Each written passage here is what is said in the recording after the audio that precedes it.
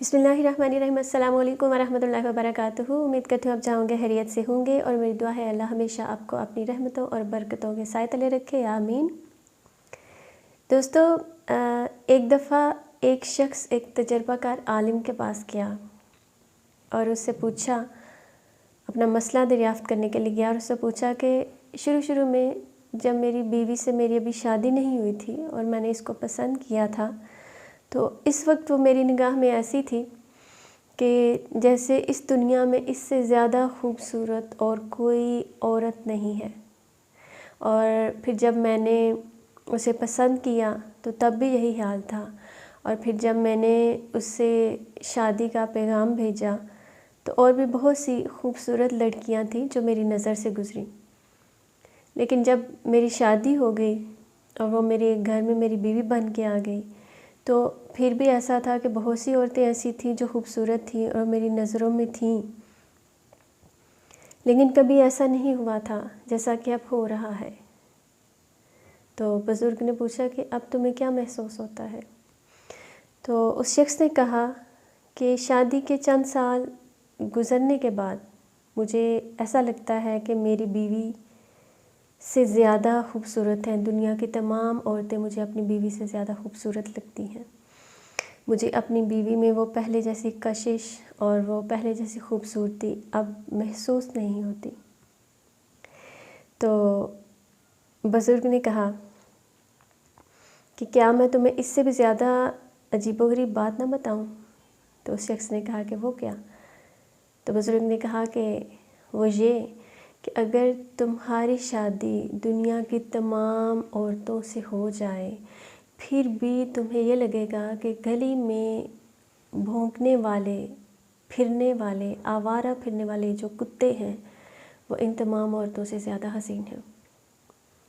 वो शख्स ये बात सुन के हंसा और उसने कहा कि आप ऐसा क्यों कह रहे हैं? आपने तो बड़ी अजीब सी बात की है। तो बुज़ुर्ग ने हल्की सी मुस्कुराहट के साथ कहा कि असल में परेशानी तुम्हारी बीवी नहीं है।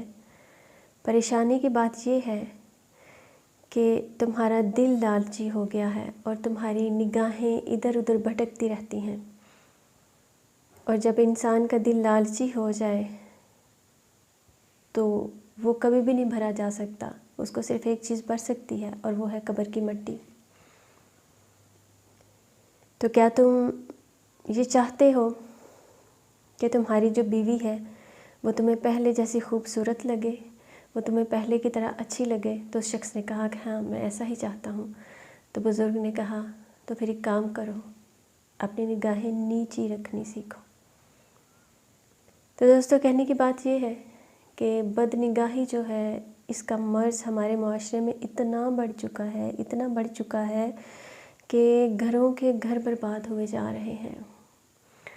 मर्द भी, औरतें भी अपनी निगाह पे काबू नहीं रख सकती।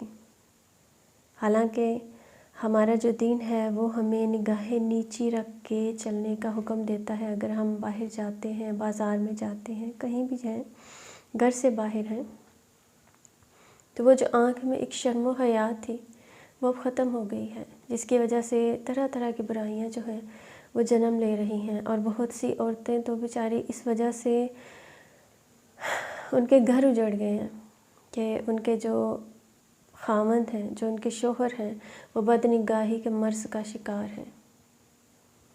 तो अपने आप को इससे बचाइए। अगर आप अपनी ज़िंदगी में सुकून चाहते हैं, अगर आप अपने घर में सुकून चाहते हैं, तो ख़ुद को बदनिगाही से महफूज रखिए, क्योंकि जो इंसान की निगाह है, जो इंसान की नज़र है, उसी से बुराइयां जो हैं वो फैलती हैं, उसी से बुराइयां शुरू होती हैं।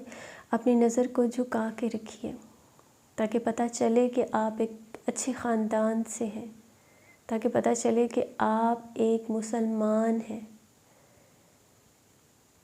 इस बात का ख़ास तौर पे एहतमाम कीजिए। ये कोई छोटी बात नहीं है, ये बहुत बड़ी बात है कि आप अपनी निगाहों से ऐसी कोई चीज़ ना देखें जो आपके ईमान को ख़राब कर दे।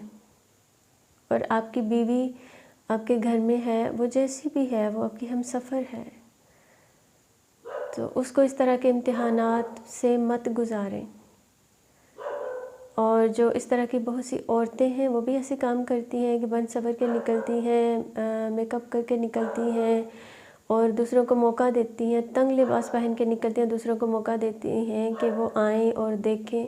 تو اس طرح مرد حضرات جو ہیں ان کا ایمان بھی خطرے میں پڑ جاتا ہے۔ بہت سی ایسی الجھنیں، بہت سی ایسی پریشانیاں سے جنم لیتی ہیں جو بعد میں عورتوں کے لیے اس سے بڑے مسئلے بن جاتے ہیں گھروں کے اندر۔ تو اپنی نگاہوں کو ہمیشہ قابو میں رکھیے، اپنا بہت سا خیال رکھیے، دعاؤں میں یاد رکھیے گا، خوش رہیے، مسکراتے رہیے۔ السلام علیکم۔